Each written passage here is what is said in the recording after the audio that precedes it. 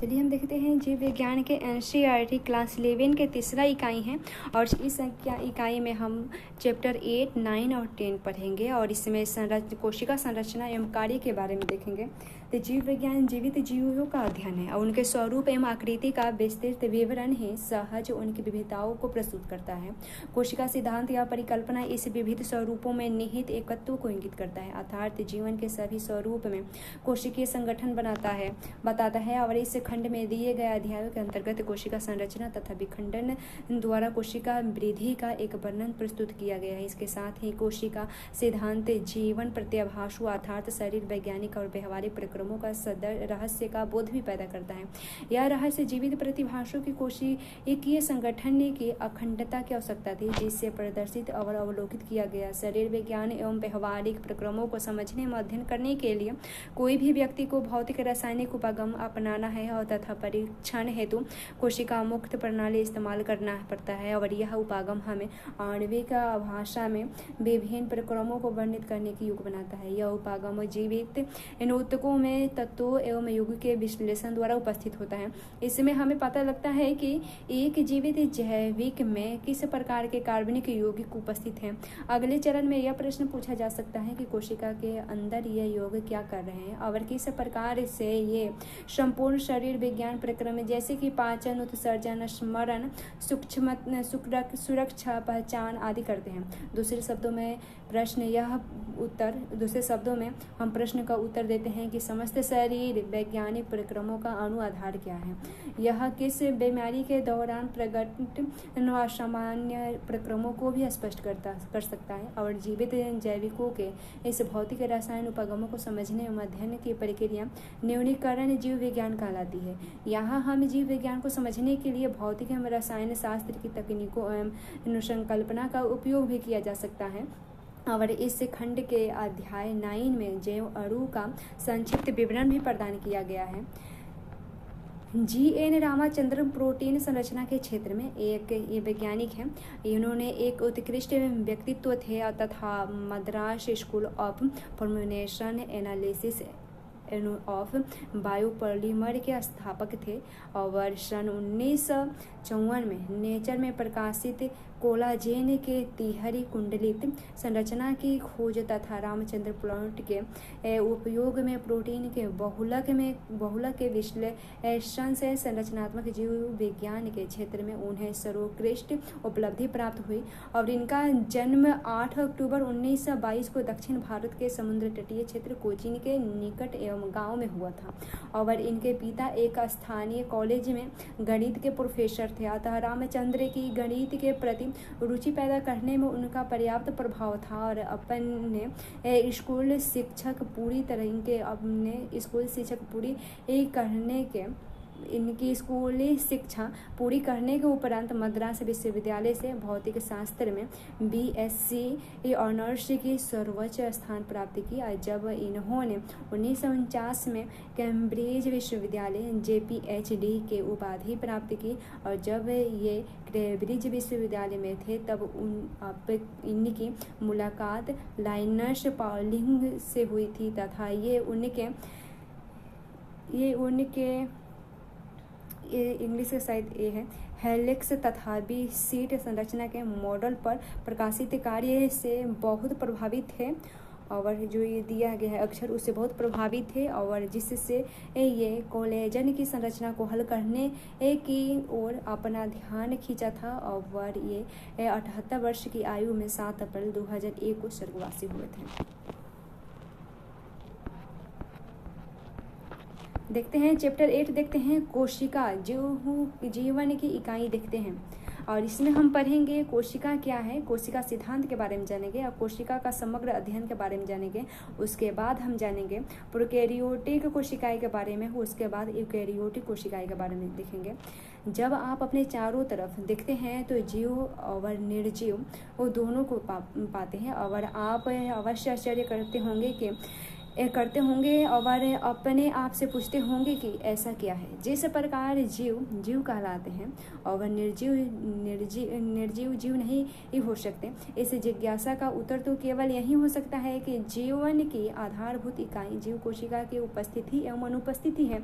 सभी जीवधारी कोशिकाओं से बने होते हैं और इसमें से कुछ जीव एक कोशिका से बनी होती है जिन्हें एक कोशिक जीव कहते हैं, जबकि दूसरे हमारे जैसे अनेक कोशिकाओं से मिलकर बने होते हैं बहुकोशिक जीव कहलाते हैं। कोशिका क्या है देखें तो कोशिका जीवधारी यानी इस स्वतंत्र अस्तित्व यापन और जीवन के सभी आवश्यक कार्य करने में सक्षम होते हैं। कोशिका के बिना किसी का भी स्वतंत्र जीव अस्तित्व नहीं हो सकता। इस कारण जीव के लिए कोशिका ही मूलभूत से संरचनात्मक और क्रियात्मक इकाई होती है।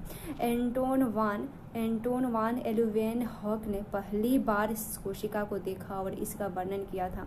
रॉबर्ट ब्राउन ने बाद में केंद्रक की खोज किया, सूक्ष्मदर्शी की खोज और बाद में इनके सुधार के बाद न्यूफ्रेज कंट्रास्ट और इलेक्ट्रॉन सूक्ष्मदर्शी द्वारा कोशिका की विस्तृत संरचना का अध्ययन संभव हो सका। कोशिका के सिद्धांत देखें तो 1838 में जर्मनी के वनस्पति वैज्ञानिक मैथियस स्लाइडेन ने बहुत सारे पौधे के अध्ययन के बाद पाया कि ये पौधे विभिन्न प्रकार की कोशिकाओं से मिलकर बने होते हैं। जो पौधे में ऊतकों का निर्माण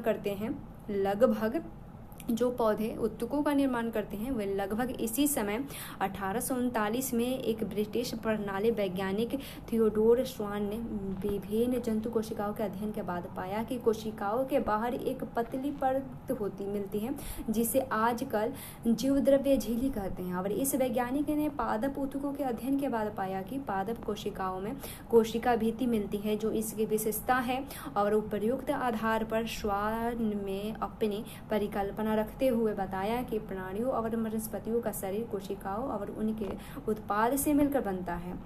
स्लाइडेन और स्वान ने संयुक्त रूप से कोशिका सिद्धांत को प्रतिपादित किया। यद्यपि इनका सिद्धांत यह बताने में असफल रहा कि कई कोशिकाओं का निर्माण कैसे होता है। पहली बार एडोल्फ बिर्चे ने स्पष्ट किया कि कोशिका विभाजित होती है और नई कोशिकाओं का निर्माण पूर्ण स्थित कोशिकाओं के विभाजन से होता है और उन्होंने स्लाइडेन और स्वान की कल्पना को रूपांतरित कर नई कोशिका सिद्धांत को प्रतिपादित किया। वर्तमान समय में परिप्रेक्ष्य में कोशिका सिद्धांत निम्नवत है। सभी जीव कोशिका और कोशिका उत्पाद से बने होते हैं और सभी कोशिकाएं पूर्ण स्थित कोशिकाओं से निर्मित होती हैं। कोशिका का समग्र अवलोकन देखें। आरंभ में आप प्याज के छिलके और या मनुष्य की गाल की कोशिकाओं को सूक्ष्मदर्शी से देख चुके होंगे। उनकी संरचना का स्मरण करिए। प्याज की कोशिका जो एक प्रारूप पादप कोशिका है जिसके बाहरी सतह पर एक स्पष्ट कोशिका भित्ति और इसके नीचे ठीक नीचे कोशिका झिल्ली होती है। मनुष्य की गाल की कोशिका के संगठन में बाहर की तरफ केवल एक झिल्ली संरचना निकलती दिखाई पड़ती है। प्रत्येक कोशिका के भीतर एक सघन झिल्ली युक्त संरचना मिलती है जिसे केंद्रक कहते हैं। इस केंद्रक में गुणसूत्र यानी क्रोमोसोम होता है जिसमें आनुवांशिक पदार्थ डीएनए होता है। जिस कोशिका में झिल्ली युक्त केंद्रक होता है उसे यूकेरियोटिक और जिसमें झिल्ली युक्त केंद्रक नहीं मिलता है उसे प्रोकैरियोट कहते हैं। और दोनों यूकेरियोटिक और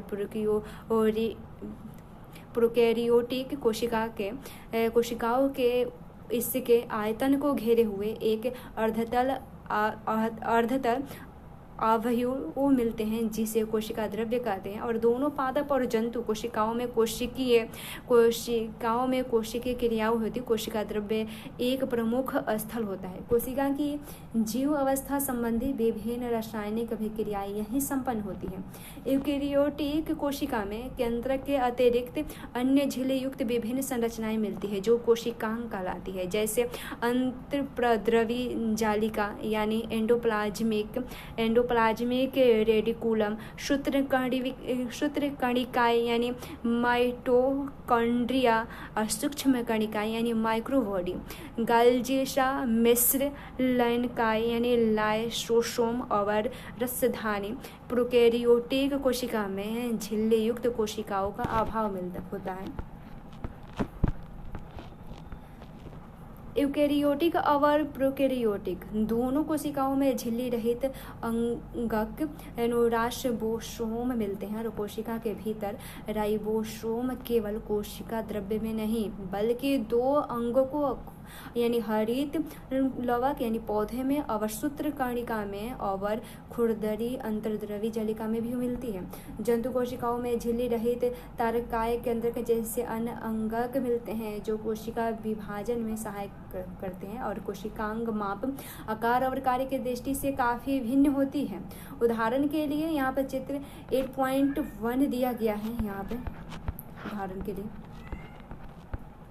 उदाहरण के लिए सबसे छोटी कोशिका पाइकोप्लाज्म यानी पाइकोप्लाज्म है जो 0.3 माइक्रोमीटर लंबाई की, जबकि जीवाणु यानी बैक्टीरिया में 3 से 5 माइक्रोमीटर होती है। पृथक की गई सबसे बड़ी कोशिका शुतुरमुर्ग के अंडे के समान है। बहुकोशिकीय जीवधारियों में मनुष्य की लाल रक्त कोशिका का व्यास लगभग 7.0 माइक्रोमीटर होती है। तंत्रिका कोशिका सबसे लंबी कोशिकाओं में होती है और ये बिंबाकार बहुभुजी स्तंभी घनाभ धागे की तरह या असामाकृति प्रकार की होती है। कोशिकाओं का रूप उनके कार्य के अनुसार भिन्न हो सकते हैं। उसके बाद देखते हैं प्रोकैरियोटिक कोशिका के बारे में देखते हैं। प्रोकैरियोटिक कोशिकाएं जीवाणु, नीलहरित शैवाल, माइक्रोप्लाज्मा और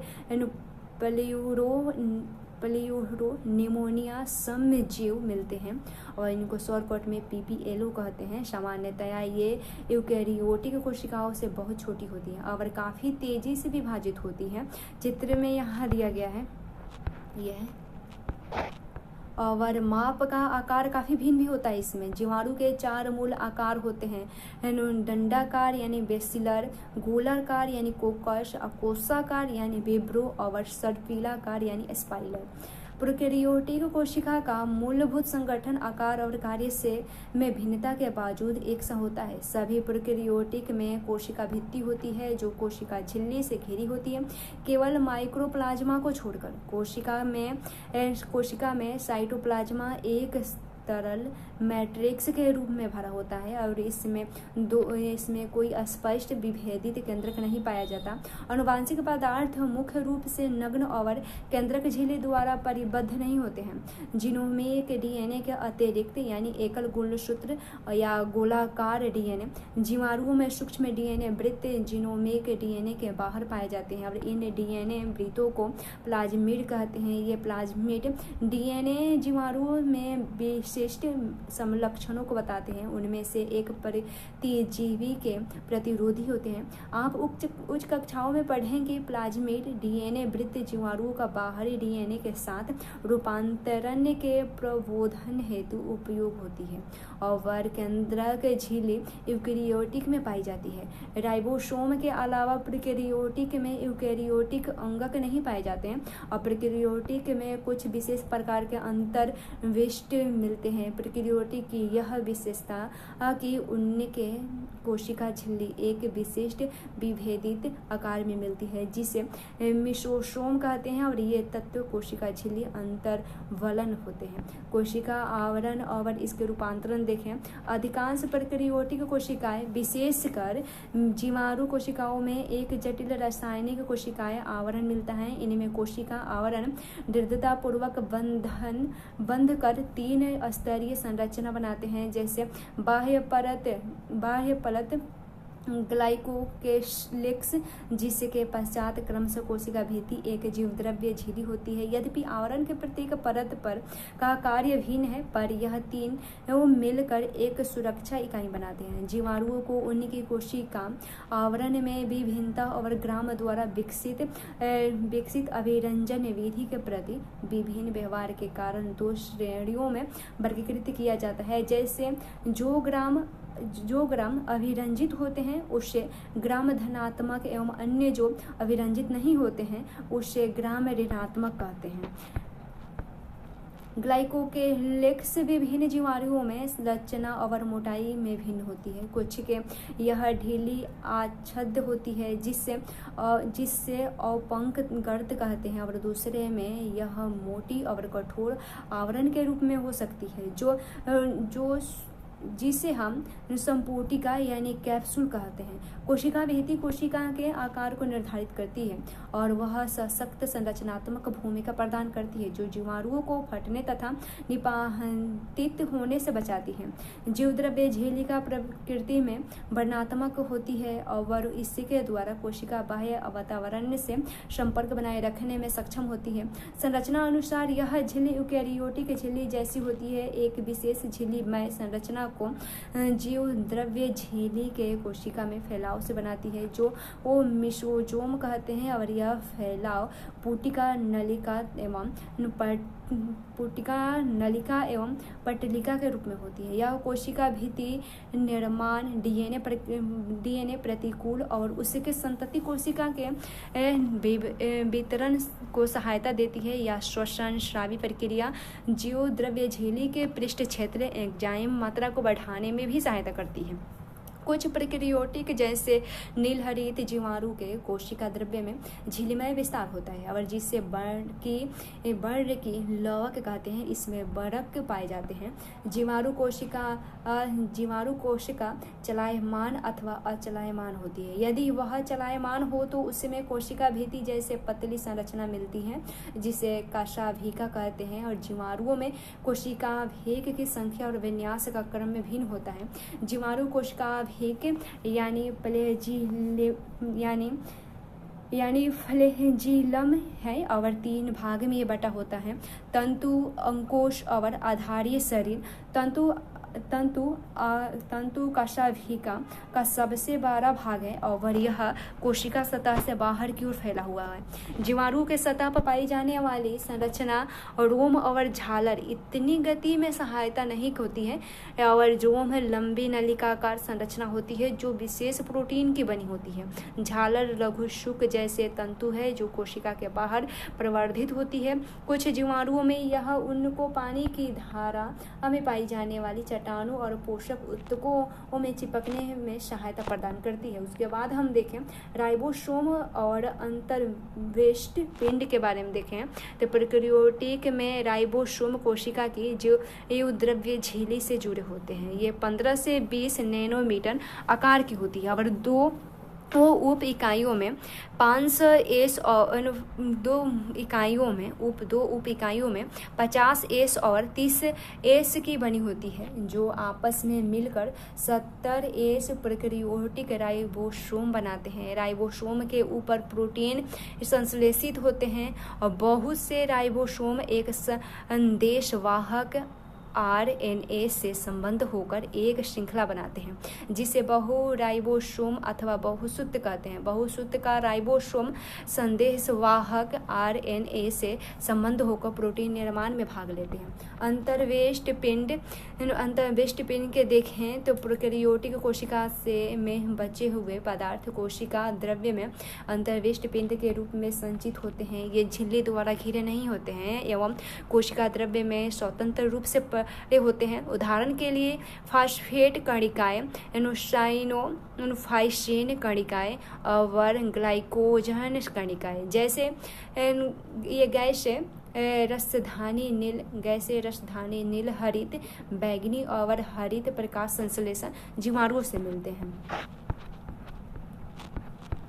उसके बाद है यूकेरियोटिक कोशिकाएं के बारे में देखें, यानी सस्यम केंद्रिक कोशिकाएं के बारे में देखें। सभी अधिजीव पादप प्राणी और कवक में यूकेरियोटिक कोशिकाएं होती है। यूकेरियोटिक कोशिकाओं में झिल्लीदार अंगकों की उपस्थिति के कारण कोशिका द्रव्य विस्तृत कक्ष युक्त प्रतीत होती है। यूकेरियोटिक कोशिकाओं में झिल्लीमय केंद्रक आवरण युक्त व्यवस्थित केंद्रक मिलते हैं। इसके अतिरिक्त एक यूकेरियोटिक कोशिकाओं में विभिन्न प्रकार के जटिल गतिकीय एवं कोशिकीय कंकाल जैसी संरचना मिलती है और इनमें आनुवंशिक पदार्थ गुणसूत्रों के रूप में व्यवस्थित होते हैं। सभी यूकेरियोटिक कोशिकाएं एक जैसी नहीं होती हैं। पादप और जंतु कोशिकाएं भिन्न होती है। पादप कोशिकाओं में कोशिका भित्ति, लवक एवं एक बड़ी केंद्रक रसधानी मिलती है, जबकि प्राणी कोशिकाओं में ये अनुपस्थित होती है। दूसरे तरफ प्राणी कोशिकाओं में अनुतारकाएं मिलता है, जो लगभग सभी पादप कोशिकाओं में अनुपस्थित होते हैं। और आइए अब प्रत्येक कोशिकाएं अंग की इस संरचना और कार्यविधि का अध्ययन करें। कोशिका झिल्ली के देखें तो वर्ष 1950 में इलेक्ट्रॉन सूक्ष्मदर्शी की खोज के बाद कोशिका झिल्ली की विस्तृत संरचना का ज्ञान संभव हो सका। इस बीच मनुष्य की लाल रक्त कणिकाओं की कोशिका झिल्ली के रासायनिक अध्ययन के बाद जीव द्रव्य झिल्ली की संभावित संरचना के बारे में जानकारी प्राप्त हो सकी। अध्ययनों के बाद इस बात की पुष्टि हुई कि कोशिका झिल्ली मुख्यतः लिपिड और प्रोटीन के बनी होती है और इसमें मुख्य लिपिड फास्फोलिपिड होते हैं, जो दो सतहों में व्यवस्थित होती हैं। लिपिड झिल्ली के अंदर व्यवस्थित होते हैं और जिनका ध्रुवीय शिरा बाहर की ओर और जल भीरु पुच्छ शिरा अंदर की ओर होता है। इससे सुनिश्चित होता है कि संतृप्त हाइड्रोकार्बन की बनी हुई अध्रुवीय पुच्छ जलीय वातावरण से सुरक्षित होती है। चित्र 8.4 में इसको दिया गया है, यहाँ पे है ये। और इसके अतिरिक्त फास्फोलिपिड झिल्ली में कोलेस्टेरॉल भी होते हैं। बाद में जीव रासायनिक अनुसंधानों से यह स्पष्ट हो गया कि कोशिका झिल्ली में प्रोटीन और कार्बोहाइड्रेट पाया जाता है। अब विभिन्न कोशिकाओं में प्रोटीन और लिपिड का अनुपात भिन्न भिन्न होता है। मनुष्य की रुधिराणु यानी एरिथ्रोसाइड की झिल्ली में लगभग 52% प्रोटीन और 40% लिपिड मिलता है। झिल्ली में पाए जाने वाले प्रोटीन को अलग करने की सुविधा के आधार पर दो अंगभूत और परिधीय प्रोटीन भागों में विभक्त कर सकते हैं। परिधीय प्रोटीन झिल्ली की सतह पर होता है, जबकि अंगभूत प्रोटीन आंशिक या पूर्ण रूप से झिल्ली में धसे होते हैं। कोशिका झिल्ली का अंत 1972 में शिंगर और निकोल्स द्वारा प्रतिपादित किया गया, जिससे तरल कर्मीर नमूना के रूप में व्यापक रूप से स्वीकार कर लिया गया। और इसके अनुसार लिपिड के अंतर्तलीय प्रकृति के कारण फास्फोलिपिड दी सतह के भीतर प्रोटीन पार्श्विक गति करता है और झिल्ली के भीतर गति करने की क्षमता उसके तरलता पर निर्भर करती है। झिल्ली की तरलीय प्रकृति इसके कार्य जैसे कोशिका वृद्धि, अंतरकोशिकीय संयोजन का निर्माण, निःस्रवण, अंतरकोशिकीय कोशिका विभाजन इत्यादि की दृष्टि से महत्वपूर्ण है। जीव द्रव्य झिल्ली का सर्वाधिक महत्वपूर्ण कार्य यह है कि इससे अणुओं का परिवहन होता है। यह झिल्ली इसके दोनों तरफ मिलने वाले अणुओं के लिए चयनित पारगम्य है और कुछ अणु विभिन्न ऊर्जा की आवश्यकता के इस झिल्ली से होकर आते हैं, जैसे निष्क्रिय परिवहन कहते हैं इसे। और उदासीन विलय सांद्र प्रबलता के अनुसार जैसे उच्च सांद्रता से निम्न सांद्रता की ओर साधारण विसरण द्वारा एक झिल्ली से होकर जाते हैं। जल भी इस झिल्ली के उच्च सांद्रता से निम्न सांद्रता की ओर गति करता है। विसरण द्वारा जल के प्रवाह को प्रसारण कहते हैं। चूंकि ध्रुवीय अणु को अध्रुवीय लिपिड दृढ़ सतह से होकर नहीं जा सकते और उन्हें झिल्ली से होकर परिवहन के लिए झिल्ली की वाहन प्रोटीन की आवश्यकता होती है। कुछ आयन या अणुओं का झिल्ली से होकर परिवहन उनकी सांद्रता प्रबलता से विपरीत जैसे निम्न से उच्च सांद्रता की ऊर्जा होता है और इस प्रकार के परिवहन हेतु ऊर्जा आधारित प्रक्रिया होती है, जिसमें एटीपी का उपयोग होता है, जिसे सक्रिय परिवहन कहते हैं। यह एक पंप के रूप में कार्य करता है, जैसे सोडियम आपन, पोटेशियम आपन पंप। उसके बाद कोशिका भित्ति देखें, आपको याद होगा कि कवक और पौधे के जीव द्रव्य झिल्ली के बाहर पाए जाने वाले निर्जीव आवरण को कोशिका भित्ति कहते हैं और कोशिका भित्ति कोशिका को केवल यांत्रिक हानि और संक्रमण से ही रक्षा नहीं करती, बल्कि यह कोशिकाओं के बीच आपसी संपर्क बनाए रखने तथा अवांछनीय बृहद अणुओं के लिए अवरोध प्रदान करती है। शैवाल की कोशिका भित्ति सेलुलोज, गैलेक्टेंस, मेनान्स और खनिज जैसे कैल्शियम कार्बोनेट की बनी होती है, जबकि दूसरे पौधों में यह सेलुलोज, हेमिसेलुलोज, पेक्टिन और प्रोटीन की बनी होती है। नवपादप कोशिका की कोशिका भित्ति में उपस्थित प्राथमिक भित्ति में वृद्धि की क्षमता होती है, जो कोशिका की परिपक्वता के साथ घटती जाती है और इसके साथ कोशिका के भीतर की सतह द्वितीय भित्ति का निर्माण होने लगता है। मध्य पट्टिका मुख्यतः कैल्शियम पेक्टेट की बनी हुई सतह होती है, जो आसपास की विभिन्न कोशिकाओं को आपस में चिपकाए और पकड़े होती है। कोशिका भित्ति एवं मध्य पट्टिका में जीवद्रव्य तंतु यानी जीवद्रव्य तंतु प्लाज्मोडेस्मेटा आरे तिरछे रूप में स्थित रहते हैं, जो आसपास की कोशिका द्रव्य को जोड़ते हैं। अंतः झिल्लिका तंत्र देखें तो झिल्लीदार अंगक कार्य और संरचना के आधार पर एक दूसरे से काफ़ी अलग होते हैं। इसमें बहुत से ऐसे होते हैं जिनके कार्य एक दूसरे से जुड़े होते हैं और उन्हें अंतः झिल्लिका तंत्र के अंतर्गत रखते हैं। इस तंत्र के अंतर्गत अंतर्द्रवीय जलिका, गोल्जिकाए, लयनकाय और रश्मिधानी अंग आते हैं। सूत्रकारिकाएँ यानी माइटोकॉन्ड्रिया, हरित लवक और परऑक्सीसोम के कार्य उपर्युक्त अंगों में संबंधित नहीं होते, इसलिए इन्हें अंतः झिल्लिका तंत्र के अंतर्गत नहीं रखते।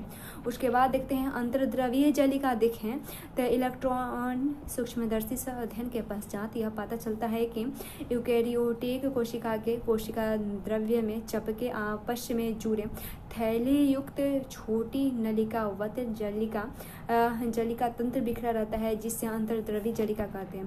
प्रायः राइबोसोम अंतर्द्रवीय जलिका के बाहरी सतह पर चिपके रहते हैं, जिससे अंतर्द्रवीय जलिका के सतह पर यह राइबोसोम मिलते हैं और उसे खुरदरी अंतर्द्रवीय जलिका कहते हैं। राइबोसोम की अनुपस्थिति पर अंतर्द्रवीय जलिका चिकनी लगती है, अतः इसे चिकनी अंतर्द्रवीय जलिका कहते हैं। जो कोशिकाएं प्रोटीन संश्लेषण अवश्रवण से सक्रिय भाग लेती है, उनमें खुरदरी अंतर्द्रवीय जलिका बहुतायत से मिलती है और ये काफ़ी फैली हुई तथा केंद्रक के बाह्य झिल्लिका तक फैली होती है। चिकनी अंतर्द्रवीय जलिका प्राणियों में लिपिड संश्लेषण के मुख्य स्थल होते हैं। लिपिड की भीति स्टेरॉयडल हार्मोन चिकने अंतर्द्रवीय जलिका से होती है। गोल्जी उपकरण देखें तो कैमिजो गोल्जी ने पहली बार, ये वैज्ञानिक के नाम है, पहली बार केंद्रक के पास घनी रंजित जालिकावत संरचना तंत्रिका कोशिका में देखी और जिनके बाद में उनके नाम पर गोल्जिकाएँ कहा गया। यह बहुत सारी चिपकी डिस्क आकार की होती है, डिस्क आकार की थैली या कुंड से मिलकर बनी होती है, जिनका व्यास 0.5 माइक्रोमीटर से 10.0 माइक्रोमीटर होता है। ये एक दूसरे के समानांतर ढेर के रूप में मिलते हैं, जिसे जलिकाएँ कहते हैं। गोल्जिकाएँ ने कुंडों की संख्या अलग अलग होती है और गोल्जी कुंड केंद्रक के पास संकेंद्रित व्यवस्थित होती है, जिसमें निर्माणकारी सतह और परिपक्व सतह छोटी होती है और अंगक शीर्ष और ट्रांस सतह पूर्णतः अलग होती है, लेकिन आपस में जुड़े रहते हैं। गोल्जिकाएँ का मुख्य कार्य द्रव्य को संवेष्टित कर अंतः कोशिका लक्ष्य तक पहुंचाना या कोशिका के बाहर अनुश्रवण करना है और संवेष्टित द्रव्य अंतर्प्रद्रवीय जलिका से पुटिका के रूप में गोल्जिकाएँ के सिरे से संगठित होकर परिपक्व सतह की ओर गति करती है। और इससे स्पष्ट है कि गोल्जिकाएँ का अंतर्द्रवीय जलिका से निकटतम संबंध है। अंतर्द्रवीय जलिका पर उपस्थित राइबोसोम द्वारा प्रोटीन का संश्लेषण होता है, जो गोल्जिकाएँ के ट्रांस से सिरे से निकलने के पूर्व इससे कुंड में रूपांतरित हो जाते हैं। गोल्जिकाएँ ग्लाइकोप्रोटीन और ग्लाइकोलिपिड निर्माण का मुख्य स्थल है।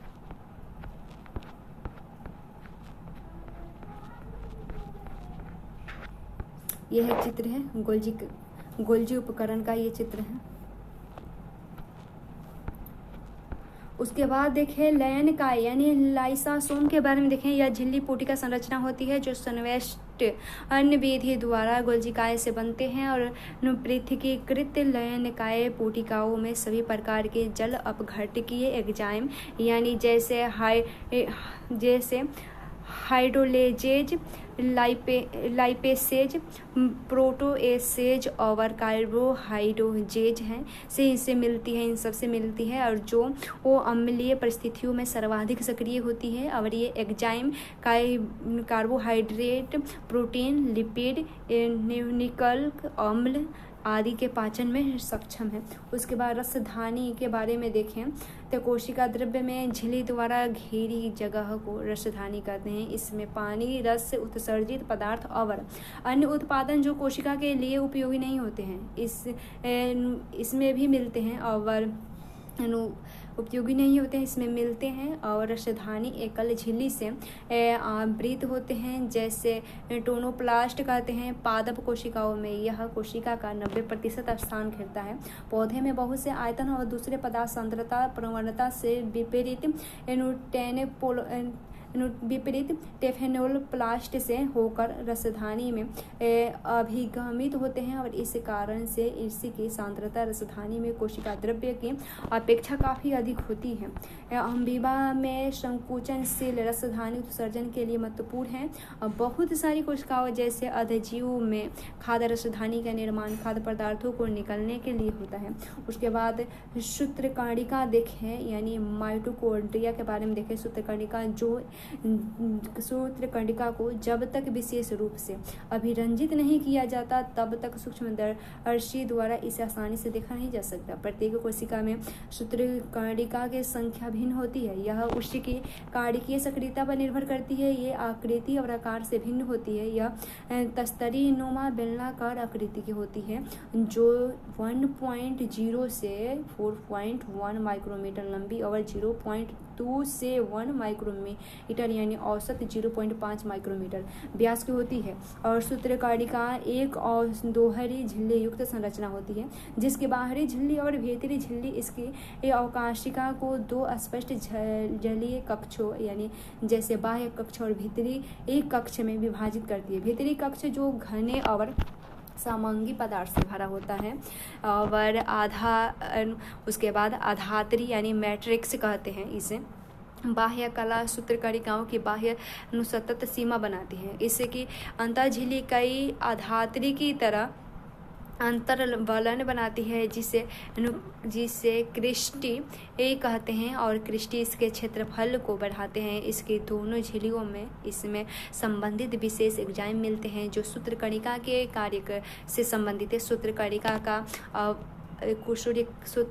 का वायवीय श्वसन से संबंध होता है। इसमें कोशिका ऊर्जा एटीपी के रूप में उत्पादित होते हैं। इस कारण से सूत्रकणिका को कोशिका का शक्ति गृह कहते हैं। सूत्रकणिका के आधात्री में एकल वृत्ताकार डीएनए अणु और कुछ आरएनए राइबोसोम तथा प्रोटीन संश्लेषण के लिए आवश्यक घटक होते हैं और सूत्रकणिका विखंडन द्वारा विभाजित होते हैं।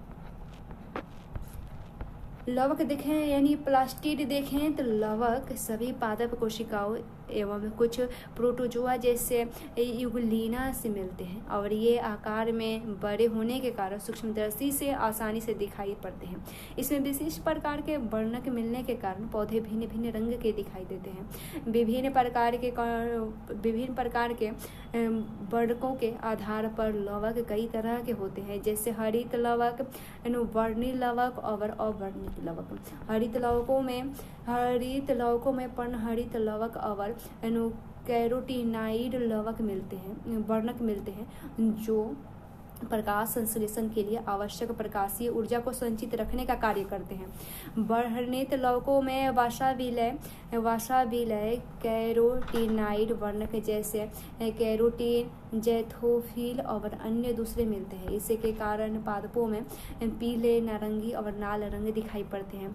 अवर्णित लवक विभिन्न आकृति एवं आकार के रंगहीन लवक होते हैं जिसमें खाद्य पदार्थ संचित रहते हैं। मंड लवक में मंड के रूप में कार्बोहाइड्रेट संचित होता है जैसे आलू है। तेल लवक में तेल और वसा तथा प्रोटीन लवक में प्रोटीन का भंडारण होता है। हरे पौधों के अधिकतर हरित लवक पत्ती के पर्णमध्योतक कोशिकाओं में पाए जाते हैं। हरित लवक लेंस के आकार के, अंडाकार, गोलाकार, चक्रीय और फीते के आकार के अंगक होते हैं जो विभिन्न लंबाई यानी 5 से 10 माइक्रोमीटर और चौड़ाई 2 से 4 माइक्रोमीटर को होते हैं। इनकी संख्या भिन्न हो सकती है जैसे प्रत्येक कोशिकाओं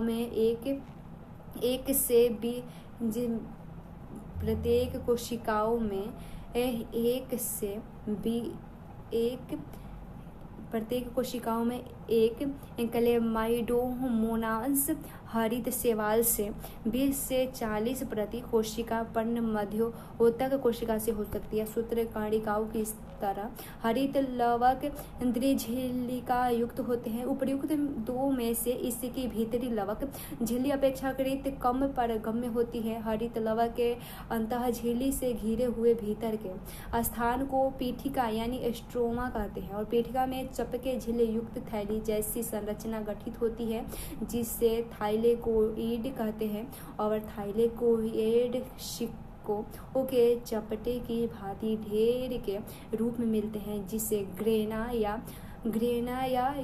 एक वचन ग्रेनम के है, ग्रेना या अंतरग्रेना थाइलेकोइड कहते हैं।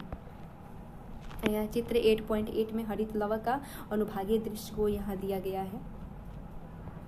इसके अलावा कई चपटी झिल्ली नोमा नलिकाएं जो ग्रेना के विभिन्न थाइलेकोइड को जोड़ती है और उससे पीठिका पटलिकाएं कहते हैं और थाइलेकोइड के झिल्ली एक रिक्त स्थान को घिरे होती है, इसे अवकाशिका कहते हैं। हरित लवक की पीठिका में बहुत एंजाइम मिलते हैं जो कार्बोहाइड्रेट और प्रोटीन संश्लेषण के लिए आवश्यक है। इसमें छोटा, दिल्लरी, वृत्ताकार डीएनए अणु और राइबोसोम मिलते हैं। हरित लवक थाइलेकोइड में उपस्थित होते हैं। हरित लवक में पाए जाने वाला राइबोसोम 70S कोशिका द्रवी राइबोसोम 80S से छोटा होता है। राइबोसोम देखें, जॉर्ज पोलैंड ने, वैज्ञानिक है ये, जॉर्ज पोलैंड ने इलेक्ट्रॉन सूक्ष्मदर्शी द्वारा सघन कणिकामय संरचना राइबोसोम को सर्वप्रथम देखा था। ये राइबोन्यूक्लिक अम्ल और प्रोटीन के बने और किसी भी झिल्ली से घिरे नहीं रहते हैं। यूकैरियोटिक राइबोसोम 80S और प्रोकैरियोटिक राइबोसोम 70S प्रकार के होते हैं। प्रत्येक राइबोसोम में उप इकाइयाँ बड़ी और छोटी उप इकाइयाँ होती हैं।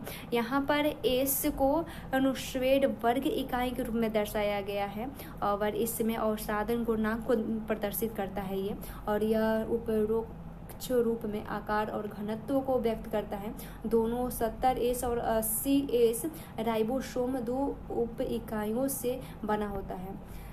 साइटोपंजर के बारे में देखें तो प्रोटीन युक्त विस्तृत जलिकावत तंतु जो कोशिका द्रव्य से मिलता है उससे साइटोपंजर कहते हैं और कोशिका से मिलने वाला साइटोपंजर के विभिन्न कार्य जैसे यांत्रिक सहायता, गति और कोशिका के आकार को बनाए रखने में उपयोगी है।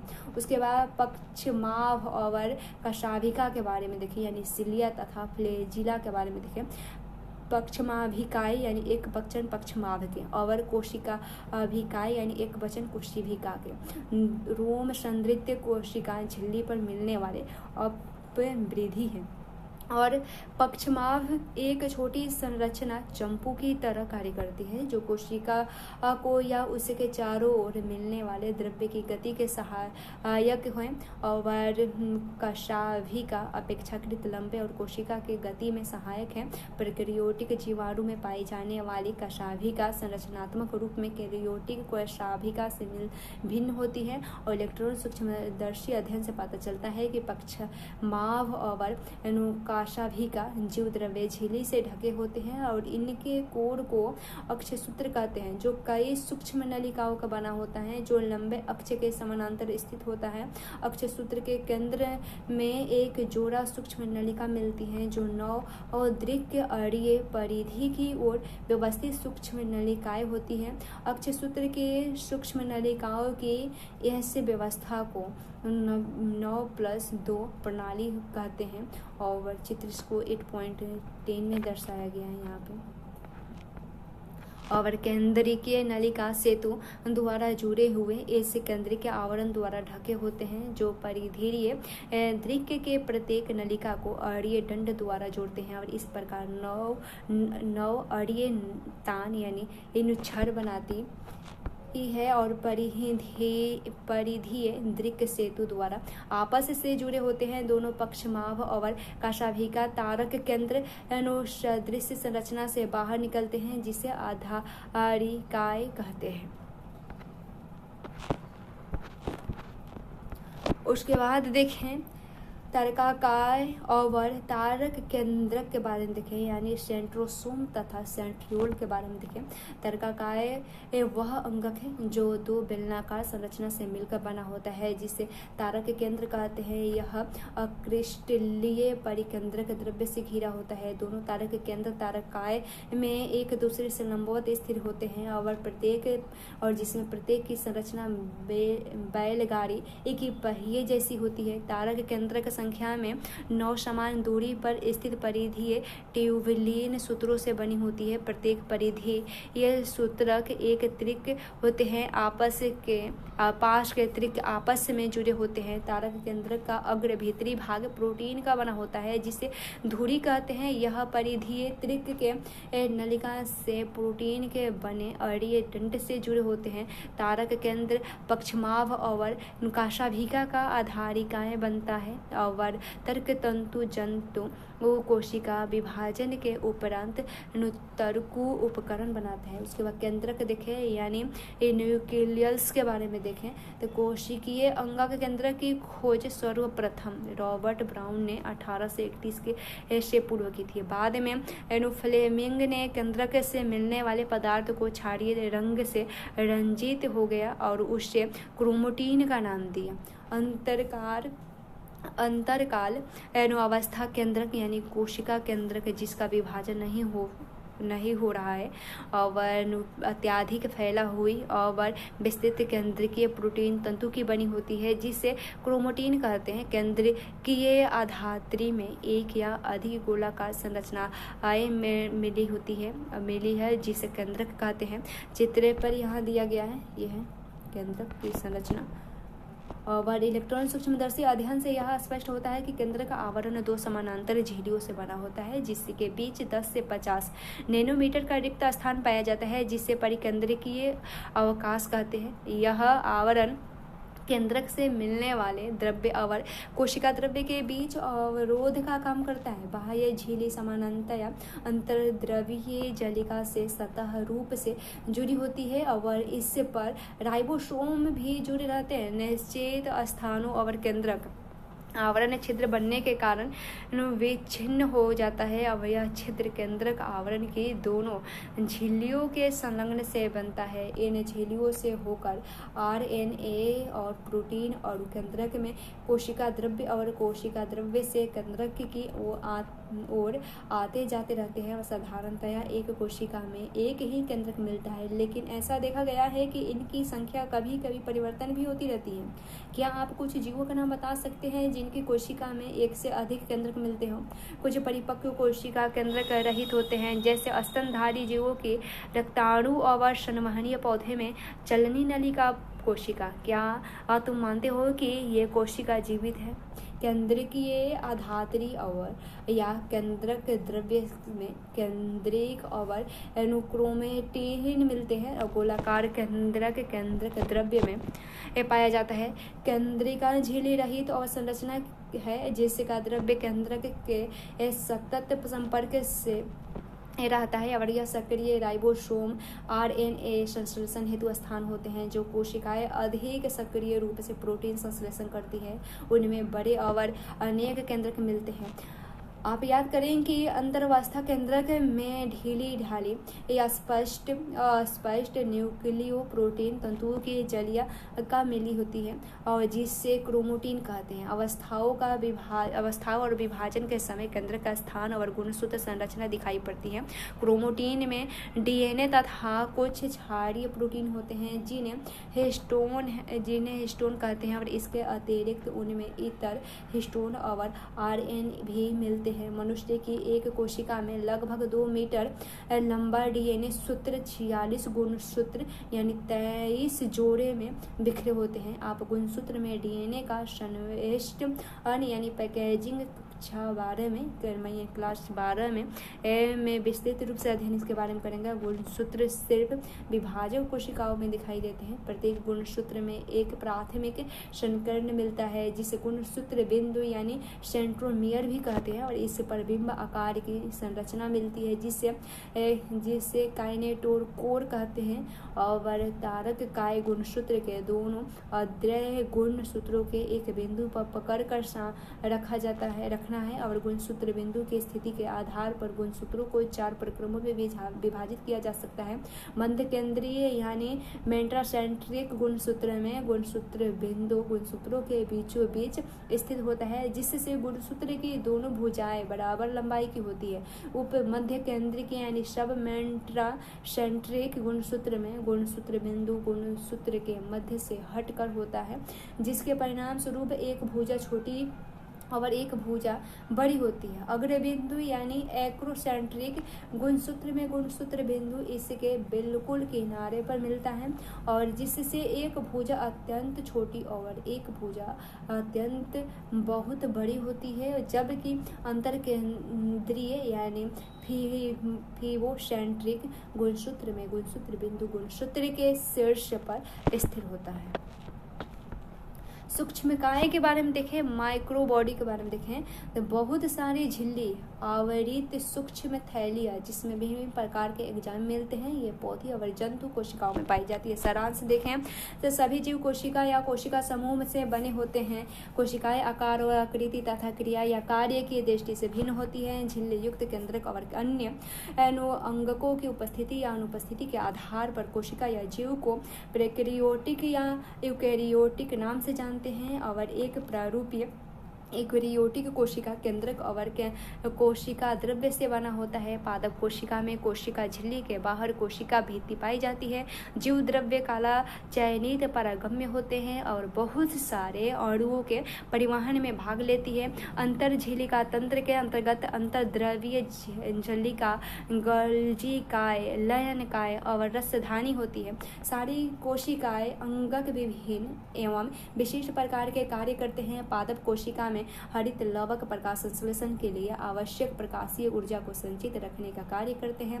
तारक काय और तारक केंद्रक पक्षमाभ और अनुकाशाभिका का आधारिकाय बनता है जो गर्त की में सहायता होता है। तंतु कोशिकाओं में तारक केंद्रक कोशिका विभाजन के दौरान तर्कु उपकरण बनाते हैं। केंद्रक में केंद्रिक और क्रोमोटिन का तंत्र मिलता है और यह अंगकों के कार्य को भी नियंत्रित नहीं करते हैं बल्कि अनुवांशिकों में प्रमुख भूमिका अदा करते हैं। अतः कोशिका जीवन की संरचनात्मक और क्रियात्मक इकाई होती है। अंतर्द्रवीय झिल्लिका नलिकाओं और कुंडों से बनी होती है। ये 2 प्रकार की होती है, खुरदरी और चिकनी। अंतर्द्रवीय झिल्लिका पदार्थ के अभिगमन प्रोटीन संश्लेषण लाइपोप्रोटीन संश्लेषण तथा ग्लाइकोजोन के संश्लेषण में सहायता होते हैं। ग्लोजिकाय कोशिकाएं झिल्ली युक्त अंगक है जो चपटे थैलेनुमा संरचना से बने होते हैं और इनमें कोशिकाओं का श्रवण संवेष्ट होता है जिसमें सभी प्रकार के बृहद कोशिकीय अर्गों के पाचन हेतु एंजाइम मिलते हैं।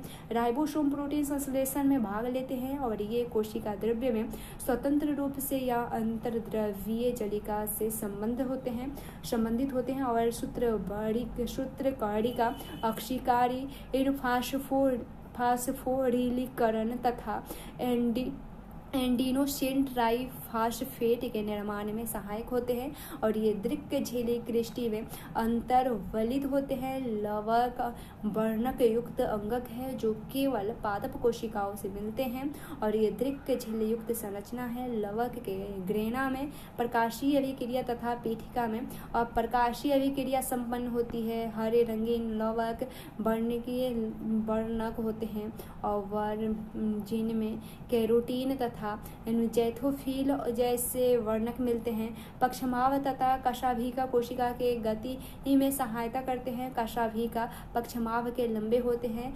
कशाभिका तरंगीय गति से चलती है जबकि पक्षमाव डोलनोदन द्वारा गति करता है। केंद्रक दिक्क झिल्ली युक्त केंद्रक झिल्ली से घिरा होता है जिसमें केंद्रक झिल्ली पाए जाते हैं।